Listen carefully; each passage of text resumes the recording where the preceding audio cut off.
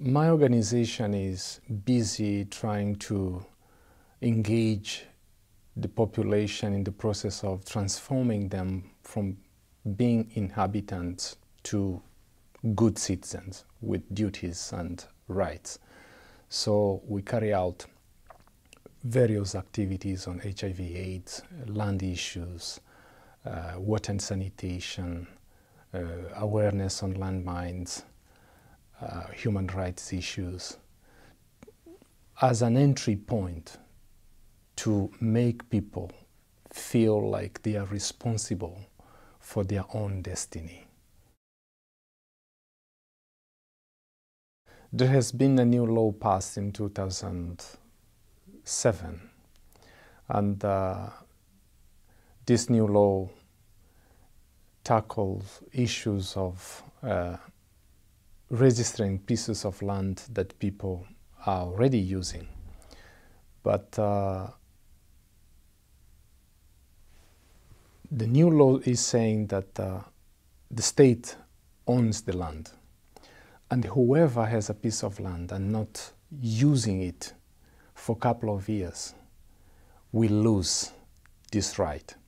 But the process of having actually to register all this law, the process is very bureaucratic and very long. So the population is not able to go through this procedure because the first thing you have to have your national identity, and many people doesn't have national identity. So for you to go on to have your land right, you have to have at least at the departure point. The main issues that are happening in the communities, mostly in the rural areas, is that people who used to live in that land, they were forced to go to the main cities for security reasons during the 27 years of civil war. And now that we are enjoying peace, some of these people are going back to the original villages. But they found that their land is occupied by somebody else who actually was there, didn't live.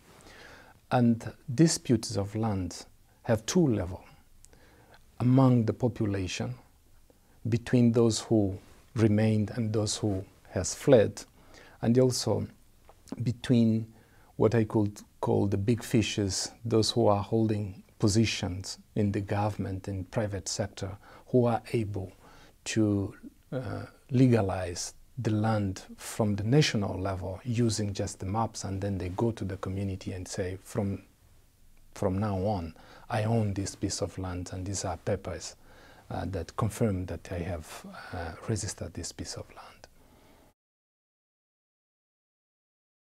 When they are not able to own a piece of land, they go through many difficulties. Some people were forced to go back to the cities, like people in Bunjei area, where they lost their land. And in the city, they face many challenges. Young boys and young girls end up by selling in the street and not going to schools. So these are the consequences of those families who are forced to live in the city due to this problem of land. What we are doing is to empower people, informing them what the law is about and how or what are the procedures. And we help them to register their community land. We call community land because a village of, for instance, 1,500 families, they are occupying a range of piece of land. So it's not possible to register per family, but it's more easy to register that land as a communal land. So we help them going through this bureaucratic process and also advocating through the local governments to make it easy for those people who are not able to face all these procedures.